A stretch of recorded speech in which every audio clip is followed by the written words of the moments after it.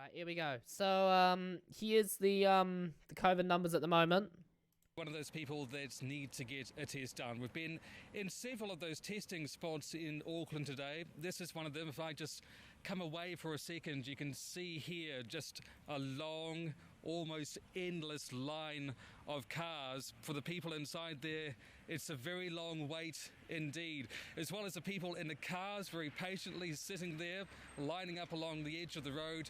We've also got a line of people on foot waiting. Hold up, I'm the just footpath gonna to get their fix my test as face cam well. quick. And Oh, we'll here we see go. People leaning up against the fence and also kneeling down on the ground, just such as the wait ahead of them. Yes, it is frustrating for these people, but it's exactly what officials want to see. The Prime Minister has said very early on in this outbreak that it's important to get a gauge of just what community spread there is, and it's testing like this that it's going to let that happen. One of those gauges, of course, locations of interest. There are several more that have been added. Bring us up to speed on that. It does seem to be an ever-growing list. So there's Dozens 95 and dozens total locations of interest. here Oh my in god. Auckland. And it's a list that is growing, and we've been warned Like, that it's that's- going to grow Jesus even Christ. further. And we have heard from Sky City today, one of those locations of interest. It has put out some I'm just figures opening for up my us. chat It now. says 240 staff Yeah. were inside Jesus. at the time that a person infected was inside. 1,000 Oh my patrons. god. They can turn it. They can turn into into 200 cases very quickly. Gaming floor. So for Sky City today, they are bringing The person running behind the camera there. Oh my god. Sky City. The Prime Minister talked as well in a previous briefing about there being high-risk events where there are large numbers of people, and so we are being told to prepare for more locations of interest to come in the days ahead. Yes, indeed. Vaccinations, of course, also restarted today. Do we know that people are heading out to be jabbed still? They certainly are. So that's the other side of the COVID coin today. Yes, it's a busy day for testing stations, but remember that temporary pause was put on vaccinations, those all-important vaccinations. That was because Cabinet wanted to make sure it was safe to still vaccinate people in the current outbreak climate, and it has decided it is. So people are back at vaccination centres today getting those jabs done. They're telling us it's a very smooth experience. Jeez, this Good to hear. is... Thank you very much for that, Kim. That's Kim Baker-Wilson. I mean, nice to see that they're still vaccinating Now, wastewater is people. also a key tool in the Like, surveillance if for the yeah, virus. So how if does they it weren't actually work? vaccinating people, then Chief that'd just be Scientist at bloody ESR, Brett Cowan, stupid. talks us through the process. So the way we do it, we sample the sewerage every 10 or 15 minutes, and we add all those specimens together over 24 hours. It comes to our laboratory. Hey, what's up, Wild Pear? About a litre, and we concentrate that down to about a teaspoon. And then we use some of the same technologies that are used for the nose test that we traditionally use for testing what to the find okay, that so virus. And if we find what's this it guy in going that on about litre, again? we're pretty confident that it's there. All right, we're heading to Parliament now, where political reporter Benedict Collins Here is we joining go. us this afternoon. The Prime Minister's still making her way in for that press conference. Benedict, what can we expect, though, from today's briefing? I think Aunty Good Cindy's going to afternoon. walk in Yeah, in well, about... we are expecting there to be more cases announced. Of course, a lot of people at home will be looking for those case numbers, but also they're hoping to get the latest on genomic sequencing there. Yesterday, of course, we found out, we had it confirmed that this is the Delta variant in New Zealand, but we're hoping to get more information, hoping to see whether we can put together another piece of the puzzle to figure out exactly where this, outbreak started. Jeez, this is the Delta variant. Oh, no. Has also got the latest wastewater testing results, and so, of course, that will be interesting to see, whether it has spread outside of Auckland, outside of the Coromandel, see if they're picking it up anywhere else. So those are all things, that we'll be looking out for today.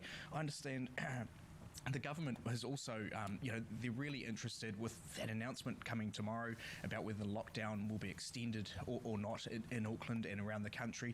They'll be looking, really interested to see what's happening with those testing volumes in Auckland, outside of Auckland, around the country. So those are some of the things we'll be expecting to be covered in today's press conference. Yeah, masks are also mandatory on all essential services now, Benedict. Remind us again of the rules around that.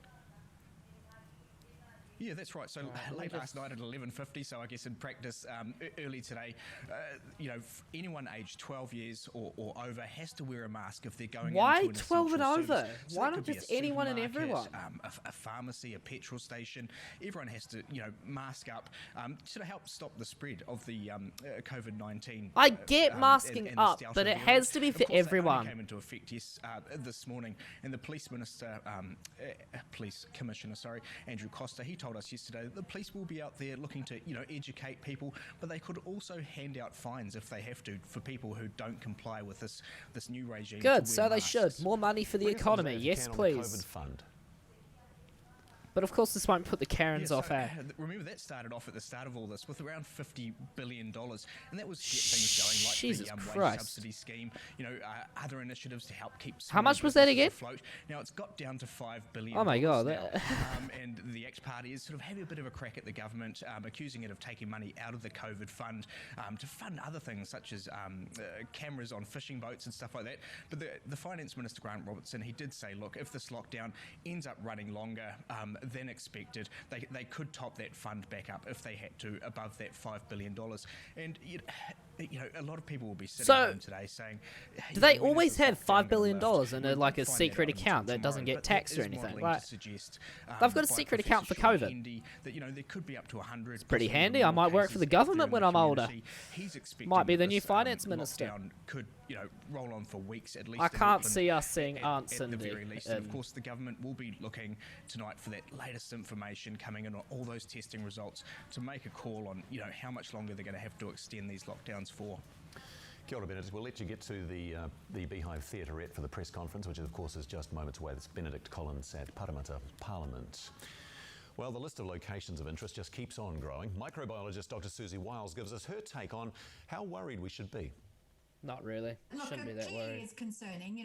There's plenty of places that look like there could be super spreader, places. We know that there's, bars, the casinos. So there could be plenty of cases out there that haven't come forward yet. And that's why it's really important if you've been at one of those places that you do isolate and please do get tested if you have any I symptoms. just want Bob.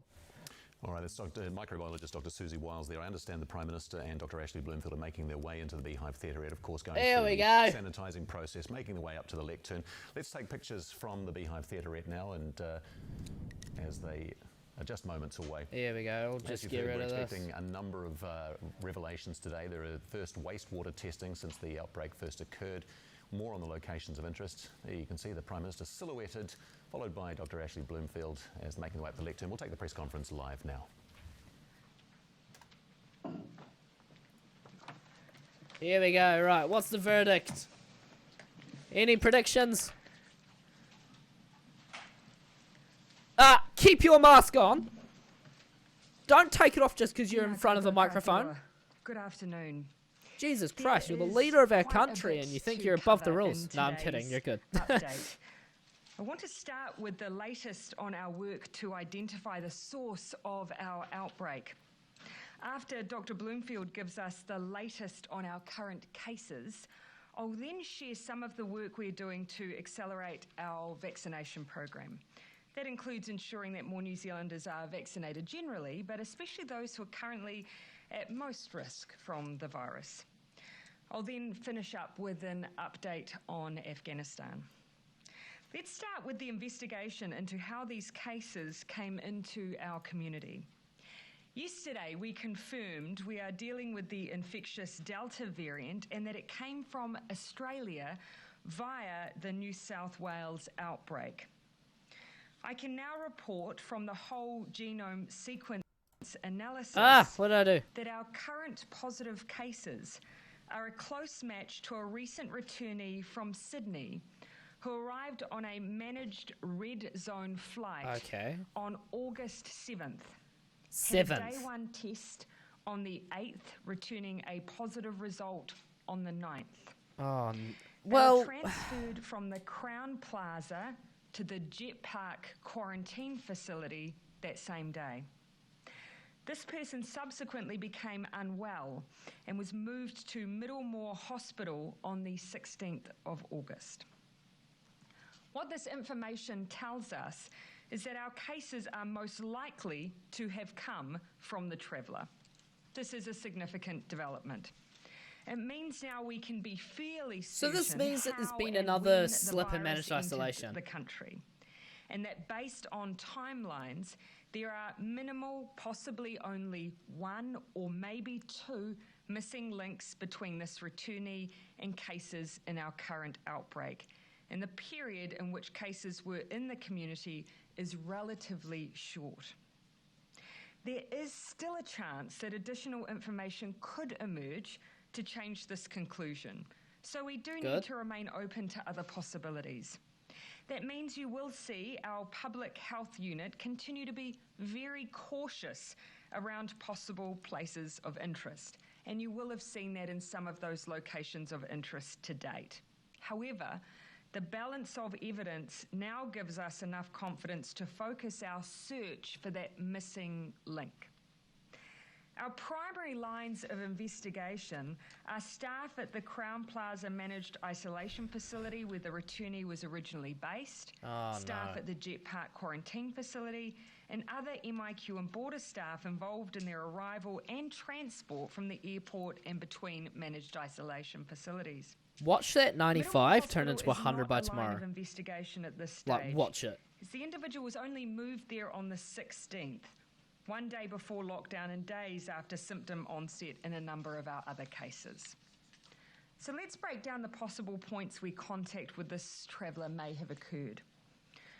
On the 9th of August, when the case returned a positive result, our public health unit kicked into gear, contacted Auckland Airport and Customs, who went through all the footage to determine any contact that positive case may have had with staff. This is our usual practice when we have a positive case in a facility. 3 areas of interest were identified. Customs confirmed with me again today that these have all been investigated and staff tested. Nothing has eventuated from this line of inquiry to date. Let's then turn to our facilities. There were 208 staff who worked at the Crown Plaza while the individual in question was there.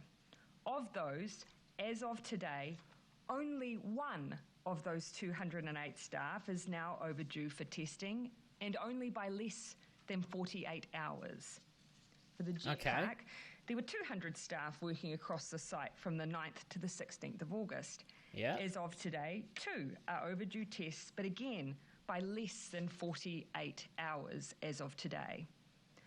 All staff across both sites who have not been tested in the last 48 hours are now being retested. Nice. In terms of vaccinations, across both sites, 407 people were compliant with the vaccination order that we have in place. That order requires all existing staff to be fully vaccinated. Good. If a new staff member comes on board, they must have their first dose and complete their second dose within a 35-day window. Only 4 had 1 dose and were not yet due for their second. 1 person had gone longer than 35 days, and that person has been told they cannot enter the facility until they comply with the order. All remaining were fully vaccinated. Cool. As you can see, the compliance generally across these sites has been really high, but we will continue our search in a thorough way across both sites, as you would expect.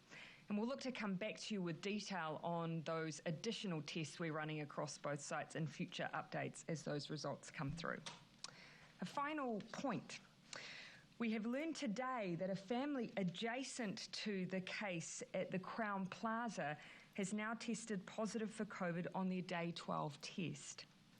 While we're awaiting genome sequencing, we can assume that means we're dealing with a high level of infectivity in this case.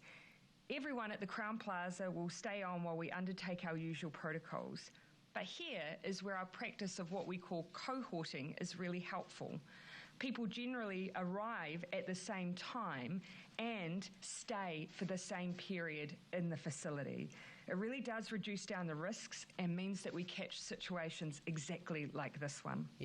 Good. So while today you will see we continue to find cases downstream, there could be relatively few cases upstream, as in people who picked up the virus from the very beginning of the chain. That's simply because it wasn't here for long, we believe, before it was found. On that note, can I thank again our first positive case that was identified on Tuesday? If it wasn't for you getting tested when you did, this could be a much, much more difficult situation. Having said that, Good. Imagine getting I a know we're personal all thanks prepared by for the Prime cases Minister. to get worse before they Wow. get better. That is always the pattern in these outbreaks. But today we believe we have uncovered the piece of the puzzle we were looking for, and that means our ability to circle the virus, lock it down, and stamp it out generally has greatly improved. I'll now pass to Dr. Bloomfield to go over today's case numbers. Thank you, Prime Minister. Kia ora Hey, koutou. So Bloomfield! today I can report there are 11 new positive cases of COVID-19 in the community. Oh, yeah? That is since yesterday's 1 p.m. update, taking our total number of community cases all in Auckland to 21. All of these cases here in the community are being transferred safely to the Auckland quarantine facility or are already there under the usual strict infection prevention and control procedures. 12 of the 21 cases have already been confirmed as being part of the same Auckland cluster, and a further 8 are currently being investigated. Okay. And are as yet not formally linked. However, for a number of those, there are strong leads to them being linked to existing cases. One of those previously reported cases of the 21 is confirmed to be unlikely to be linked to the cluster, and that is the aircrew member you have heard me talk about in this morning's media round. So this is essentially a border-related case, probably coincidental, and that case was identified during routine surveillance testing. It's an international crew member. Nice. So whilst we don't have the details on the new community cases available at this stage, and interviews are underway, we will release further information as it becomes available through the afternoon. Now, these new community got cases 20 are not Delta unexpected, cases. as the Prime Minister said, and we would expect Like, it could the be number of worse. Like, not gonna cases to lie, it could continue be to grow, worse. in particular because of the large number of locations of But the interest 8 that are under and the investigation is a mobility little... of these cases Yeah, you know, over the scary. few days before before the lockdown started. There are also 8 new cases in recent returnees in our managed isolation facilities. 2 of those are historical cases, and the information about those will be in the Ministry's press release. Now, 2 of our community cases were taken to North Shore Hospital overnight. One had worsening symptoms from their COVID, and the other is symptomatic and has underlying conditions. One of these people is in their 20s, the other is in their 40s. Both are in a stable condition. Oh, yeah? The Prime Minister mentioned the Crown Plaza, and as a precautionary measure, a hold was put on some departures from the Crown Plaza last night, and that was in response to this bubble of 3 people in the facility testing positive for COVID-19 at day 12 of their stay. This is something we do where we get an unexpected day 12 positive result to just make sure that there's no potential that others may have been infected after they returned a negative day 12 test. So the returnees who are on the same floor who were scheduled to leave overnight are required to stay there while it's investigated further, and that has included already reviewing of CCTV footage and running the whole genome sequencing on these 3 new cases. That is due later today, and that will help us to confirm the probable link to the case in the room next door. Oh, yeah. This is, of course, disruptive for those who had planned to leave or were planning to leave, and they'll be provided with full support. Unless there are specific issues identified that might be cause for concern, it's likely returnees on other floors who are scheduled to leave today will be able to do so. The overall assessment is that for further transmission, based on what we know so far, is there's a low risk, but naturally we're not taking any chances. Good. We've now That's, I received the mean, that's results what I of want to hear. wastewater collected on Monday Like, and Tuesday this I don't week. want The to... sampling Yeah. collected on Monday I'd much rather be in level 4 for returned 3 positive days. results for wastewater from 3 Auckland sites. Oh. Rosedale on Auckland's North Shore and the Western and Eastern interceptors. Sampling from Tuesday at the St George What site happened? in Auckland, and Yeah. that's a sub-catchment of the Western interceptor. Yeah, I'd much and that rather be in collects level 4 for wastewater 3 from the days Waitakere than area, was gradually also go up the positive. levels. This follows negative results from these locations from samples on the 11th of August. I had one of my team just quickly map out the locations of the cases and how those sit with respect to those, the drainage areas for those different interceptors. And there are cases in all those areas that we know about now. So this shows given we've only got the 21 cases so far, the sensitivity of the testing is very high, and it does help us with our assessment of the situation. There will be further results available late today for some other samples taken around the Auckland region, and additional results expected tomorrow, including results of samples taken in several locations in Coromandel and Thames. Other sampling undertaken on Monday and Tuesday at Mount Maunganui, Tauranga, Hamilton, Rotorua, Gisborne, Taupo, New Plymouth, Napier, Porirua, Hutt Valley, Wellington, Nelson, Christchurch, Queenstown and Invercargill have all come back negative. Cool. On testing, in Auckland, all community testing centres are again open today with extended hours through to 8 p.m. There are 4 additional pop-up community testing centres open, and a further pop-up centre in East Auckland has been stood up this afternoon. Cool. I'm also aware that there is some additional pop-up testing going into Avondale College for students to be able to go through there and be tested in a safe way. There is increased testing capacity in Waikato with a range of testing sites already in place, and pop-up testing sites remain open in Coromandel Township, Thames and Hamilton, and there was an excellent response from people in Coromandel yesterday with very high number of people tested. DHBs right around the motu are ensuring there is good access to testing. We need anyone with symptoms right around the country to get tested to help inform our advice to the government about alert levels. Yesterday, there were close to 16,000 swabs taken across Jesus Auckland. Christ, 16,000 in that area since August last year. Around 10,000 of those tests were taken in general practice and urgent care clinics, and I want to thank our colleagues working in those settings who have really been very busy over this last day, their busiest day ever. Nearly 3,000 swabs taken across Waikato, and about 600 of those were from the Thames Coromandel area. A massive effort, and thank you very much. And I want to thank those who are for their testing and waiting for testing for their patients. Please be kind to the staff there who are working as fast as they can. We will have more confidence in the advice we can provide the government around alert levels if we have good testing rates. So if you have symptoms, please get tested.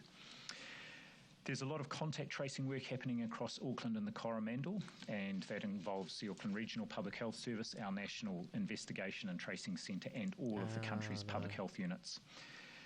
Isolation by close contacts when in alert level 4 requires them to isolate separate from other household members, so it's not isolating within the household bubble.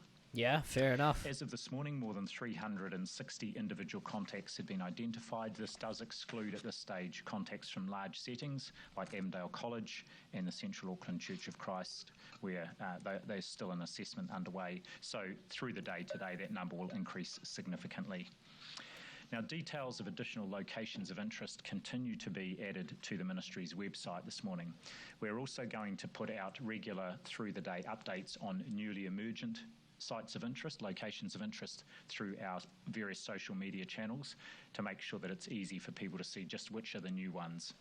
And it's very important that people look at the times as well as the place. Because it doesn't mean if you had been at those places at any time. Please look at the time there. If people have been at a location But then again, of interest, though, remember if you were at the place and you don't know what time you were there, I would go through and get tested anyways. It does mean if you can't go out to the supermarket, pharmacy, or anywhere else while you're doing that, while you're isolating, call Healthline for advice. Busiest day for Healthline yesterday since April last year, and a record number of people accessing the Ministry of Health website, almost 1.3 million, largely looking for locations of interest. On that, just a reminder, there is a Section 70 notice in place which requires everybody who has been at a location of interest to legally follow public health instructions to isolate and be tested. There is a separate Section 70 notice that applies to the household contacts of a person who has been at a location of interest. Under that Section 70 notice, and this is a new thing, they are required to isolate as well, and this means they can't go out for any purpose, or if they're an essential worker, they need to isolate until that person who's been at a location of interest has returned a negative test after day 5. We are also receiving a large number of complaints about enforcement, particularly about people holding gatherings, and these are all being referred to police to follow up. Finally, it is a time of uncertainty, and so quite normal for people to be anxious. Please do keep an eye on each other. Last year, we crushed the curve by looking out for each other. Don't forget the smallest and largest question you can ask someone is, are you okay? Back to you, Prime Minister. Thank you, You Dr. see, Bloomfield. being isolated like As that you can see take a from toll that on your mental update, health. Level 4 So, is yeah, where New it's Zealand good. needs to be at the moment. But as we talked about yesterday, we do want to ensure we don't waste any time in vaccinating Kiwis. I want to start by thanking New Zealanders for continuing to take up the invitation to book their vaccinations and remind everyone over the age of 40 that you don't actually need to wait for an invitation. You can go to the website or ring the 0800 number now to book yourself in. Yesterday was a record day for bookmyvaccine.nz, with 195,537 bookings made in a single day, which is fantastic. That's, oh my God, that is Stand-up, a lot. The 1 p.m. update, more than 7,500 people per minute were using the site, and it performed exceptionally well. As signalled yesterday, a phased approach to reopening vaccination sites with the Level 4 protocols in place has now begun. This enables everyone to stay safe while we vaccinate. Good. So please, if you have a booking and you have not had any other communication from your provider, please still go, because we're expecting you. Primary care facilities have also resumed carrying out COVID-19 vaccinations today, and with some less urgent appointments being cancelled as a result of Level 4, many now have extra capacity. Our plan is to use that extra capacity to continue with those who are already booked in, but to also bring through essential workers. Our plans to vaccinate these workers starts with those who are customer-facing, who interact with the public as part of their essential work. For example, supermarket workers who may not have been eligible because of their age bans to date. We're working with employers of these essential workforces to identify the individuals, and workers you can expect to hear from your employer with extra details. We're also working with the COVID vaccination healthline on a process for smaller businesses and people who are self-employed to enable them to book if they too fit that criteria. On that note, I also want to assure New Zealanders that our vaccine supply chain continues to operate well, with the deliveries continuing to go out daily. Yeah, and again, that's good. Please do book.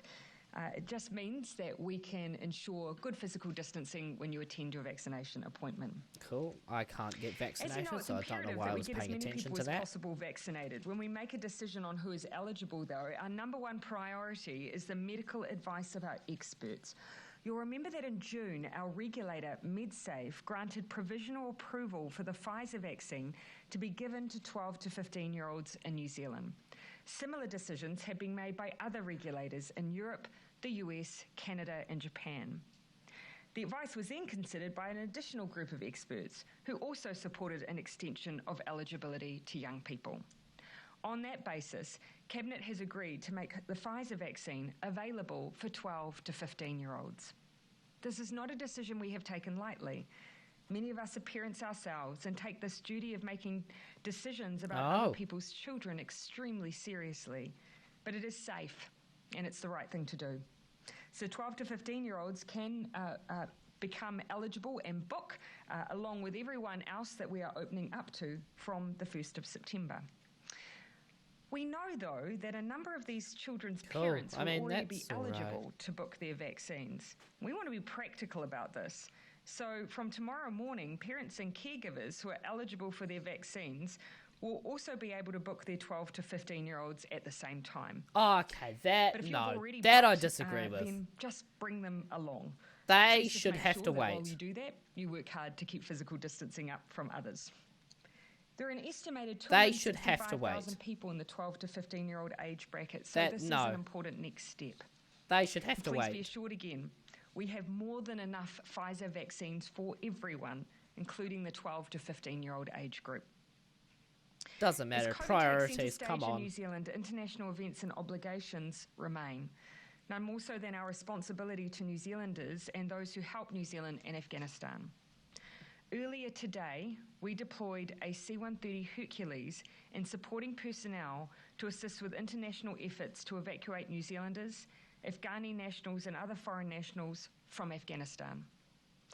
The New Zealand Defence Force is preparing to deploy for up to a month, and due to the developing situation in Afghanistan, sought approval from Cabinet to deploy up to 80 personnel to support the international response. The contingent will include aircrew and maintenance staff, a medical team to support our personnel and evacuees, operational support staff, logistics personnel, and force protection, among others. All NZDF deploying personnel are vaccinated and will be carrying out COVID-19 prevention protocols. They will complete 14 days managed isolation on their return to New Zealand. We will continue to work alongside partners, especially Australia, as we respond to this rapidly evolving humanitarian situation. This means that we may see some individuals bound for New Zealand returned on partners' assets and vice versa, as our international partners look to cooperate wherever they can to safely expedite the evacuation of those most in need. When we met this morning with officials, we were advised, though, that the situation on the ground is incredibly difficult. People are struggling to get to Kabul airport. We need to be prepared for how hard this mission will be and how difficult it will be to evacuate those who we are seeking to help. Yeah. Our thoughts are with our Defence Force team as they enter on this deployment. I know that you will do what you can. Before I conclude, some final public service announcements back related to our Level 4 settings. First, we're being asked to remind businesses who are wanting advice or to know what support might be available to them that they can call the EMA's business helpline on 0800 500 362. Of course, MB also provides support through Business Connect. Second, ministers have made a decision to extend the period for air travel from Queenstown and the Cook Strait Ferry for 24 hours through to 23:59 on Friday, 20 August. This applies What's the point in only that? to people Because needing to that's return when Level home 4 is going to be and is in over. response to the large amount of demand that we have on those facilities. Okay. Lastly, I know everyone outside Auckland and the Coromandel in particular is anxiously awaiting news on how long their Level 4 conditions will remain in place. Ministers will meet tomorrow morning and will share a decision taken at tomorrow's update. What I'd like to leave with you with today, though, is some optimism, but also a strong serving of caution, as you'd expect. News that we believe we've identified how this Delta variant entered New Zealand should not be underestimated. It means that alongside the what, we now believe we have a good handle on the how and where. That said, it is well known globally that Delta is tougher than previous variants of COVID. Yeah. So while we have further information to inform our That's fair response, we enough, also yeah. know it is going to be a tough fight that we all need to play our part in. So Yeah. please, stay at home, wear a mask if you do need to go out, practice good hygiene, stick to your bubble, and be kind to those around you. While the high numbers of people getting tested has seen some people waiting in queues, I want you to know that you are doing the right thing for yourself, your family, for your community, and for New Zealand. High compliance alongside reports of low vehicle traffic tells me that New Zealanders are following the rules that will work, and our public health units are also reporting that when they're making calls to contacts and close contacts, that there is high compliance with Level 4 requirements. Yeah. So thank you. Sticking together beats the virus, and together, that's exactly what we are going to do. Happy to take questions. Tova. How close are we to determining those one or two missing links? And do you have a working theory as to whether it was at the Jet Park or the Crown Plaza and how it might have happened? I think everyone at the moment, I think, is really focusing in on the Crown Plaza just as a result of timing. There's no other reason really more than that than the timing of the onset and then some of the other cases that we're seeing. At this point in time, though, no, I don't have a working theory, but as you can see, we are chasing down every possible point at which this individual had contact. I don't see why with she others, answers and questions. just Like, seeing if we surely can the media have already analyse got what they every wanted single from her. element of that to see if we can find where this occurred. Like, from that How much statement, bearing surely they does can just... identifying Oh. the source precisely, how much of a bearing does that have on whether we stay in lockdown longer? Oh, look, you know, what we're always worried about is, yes, how far is the reach going and the spread downstream, as I talked about? But also, what we're really focused on is how long was it out there before we knew about it? So this information today gives us a good, strong sense that it may not have been long. And that's really helpful information for us in making these decisions. But what about you, Dr. Bloomfield? Yes, one of the key reasons behind, influences behind our advice to the government about the alert level change was how many undetected chains of transmission could be out here. So what seems to be a short time period between when this virus arrived on our shores, or this particular person arrived, and then the time frame between when the first person presented, and then if we go back when they became symptomatic, is reassuring. But of course the focus still now remains very much on controlling further spread of the outbreak. So it's a very important piece of information for us. Tara, I'll let you finish, then I'll come to Jane. People should be preparing to lock down longer, though, shouldn't they? Well, we've already given the indication to Auckland and the Coromandel around what we believe our intention will be there for level 4 over the 7-day period. So we've already gave that indication from the beginning. And you can see with the fact that inevitably we always see cases go up before they come back down.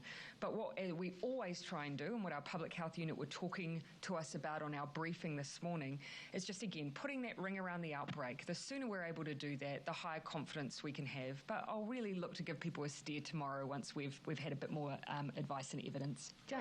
Isn't it too late to start prioritising essential services? Shouldn't that have really been done right back at the start? Because in 2 weeks they're going to be part of the general vaccine rollout. And is this including taxi drivers, police, supermarkets? Yes, it is. However, and thank you for the question, because it actually would be wrong to imply that they weren't already in that cohorting. So we already have roughly 4,000 members of our New Zealand police force who had been vaccinated. When we had limited supply, though, we started with those who were working around our managed isolation facilities, as you can understand. Supermarkets, we had several weeks ago started working with providers, employers around identifying and vaccinating that workforce.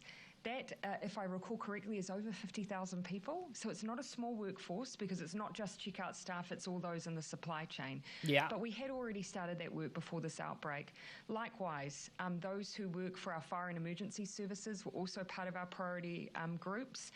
And those who work in our ambulance services, those most likely to be interacting in some But of how those often services does that the still fire continue, service we had actually been working interact with through. people when they're on calls, other than car accidents and that?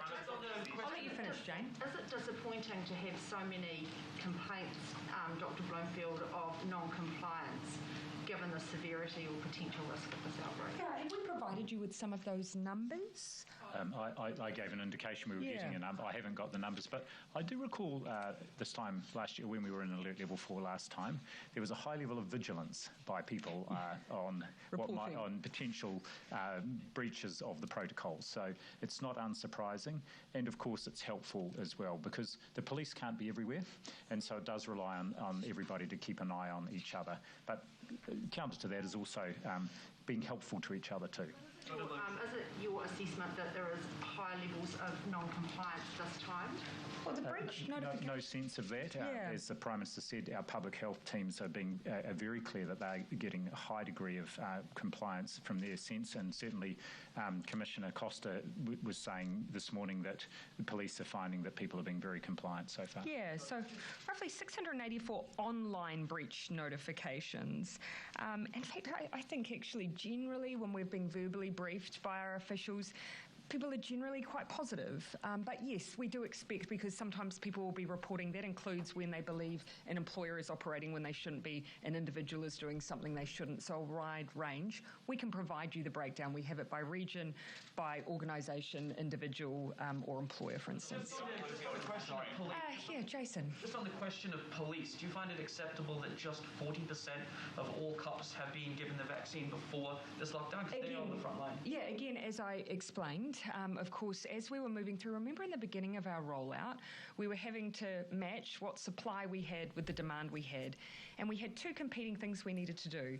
Vaccinate those at risk who worked on the front line, so more likely to be in contact with COVID. And for our police, that represented those working across facilities. So 40% still, with that definition, have been vaccinated. At the same time, we needed to vaccinate those at the highest risk, which are our older people and our vulnerable people. And then we've brought broaden out. So we are looking to now expedite then the large number of people who are at some point possibly coming into contact with others during level 4. So 40% of the police will work on the rest, 55,000 potentially people who work across supply chains for our supermarket network. Can you give us a brief overview of what it is that maybe Dr. Bloomfield can expand on what it is that Cabinet will be assessing when it meets tomorrow, when it's looking at either keeping the lockdown in place or expanding it, or Yes, all the same criteria that you would usually expect. You know, the degree to which we believe we have the ring around the outbreak. Now, remember, what we're always looking for is whether or not the positive cases that you've got coming through are from those that you're deliberately identifying as contacts and then testing, as opposed to people we have not yet identified. So that's one of the things that we look for. Yeah. Personally, I think they're going to extend this lockdown. I think they're going to make it a week. Tracing have an infectious period across the weekend pre-lockdown. Now, the period of time you spend in lockdown reduces that, and of course, that puts you in a much better position. And then the spread. We want to see a high number of testing across other parts of the country. So if you're symptomatic and you live outside of Auckland and Coromandel, we particularly want you to go and get tested.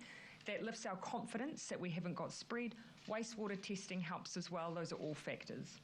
Dr. Bloomfield? They're the main factors, Prime Minister. Dr. Bloomfield, can you just clarify how many people right now do you know about who you're considering close or casual contacts from the cases of interest? So I gave the number earlier on. I just have to have another look here. There was a number of, just have a look, 362 individuals that had been already categorised and were being followed up. But there will be, by the end of today, there will be well over 1,000 who will be contacted. Sorry, can you just clarify, on the cases of interest from 14 and 16 days ago that had people quite worried this morning, are they essentially people who have reported having maybe cold-like symptoms around that period, but probably looking at the evidence MIQ, it probably wasn't COVID? Is that roughly what you're saying? Correct. So all the CT values of all the cases that have been diagnosed are very indicative of this. These are very acute infections, and their sort of more acute symptom onset is very clear. But what the public health team did go back is they asking right back to when people might have had symptoms, probably unrelated, but I reckon we're going to go 2 more questions and then I'm going to shut it off. Earlier places, one I think the earliest about the 3rd of August, that is included just to be precautionary, but we're confident that all the cases so far, all 20 in the community cluster, are very acute infections. Sorry, I'll pan around. New Zealand has requested that the travel deadline be pushed back, particularly to help get people back from Queenstown. Yes. You will do that? Yes, sorry, I accept it was a lengthy report, but right in the last 2 paras of the report I referred to the fact we'd be extending for the Inter-Islander and for Air New Zealand out of Queenstown for an additional 24 hours. We will check in with them again because we have heard that there is high demand there. The issue, as you'll know, for Queenstown is because of the particular runway and airport situation there are certain pilots that have the ability to come in and out of that airport, and that does limit the number of flights they're able to bring in. But I know Air New Zealand working very hard to lift their capacity. What is your confidence at the moment about the press conference for the time being? If you are wanting to watch the rest of the question and answer session, head over to our website, onenews.co.nz. All right, here are the main points from that press conference. There are 11 new community cases today. All of them are in Auckland. That brings the total community cases to 21. 12 have been confirmed as part of the cluster. 8 others are being investigated. The other one is the aircrew member who tested positive, and it's believed to be probably coincidental, a border issue. 2 cases are now in North Shore Hospital. Both of them are stable, someone in their 20s and another one in their 40s. Genome sequencing has confirmed the positive cases are a close match to a recent returnee from Sydney who arrived on a red zone flight on August the 7th. They became unwell later in quarantine and were moved to Middlemore Hospital on the 16th. Right now, authorities think transmission could have occurred at the Crown Plaza in managed isolation and not the hospital, as the dates don't fit. A family staying adjacent to the returnee at the hotel have now tested positive. Some staying at the hotel, those who are on the same floor, will now have their stay extended until further investigation. And that's unlucky. 12 to 15-year-olds have now been approved also for the Pfizer vaccine. Thank you for joining us for this One News special. We'll be back with more COVID-19 news, the latest situation at 6 o'clock, and of course Te Karere will be here at 4. In the meantime, kia pai te ahi ahi. Have a good afternoon. Yeah. Hey,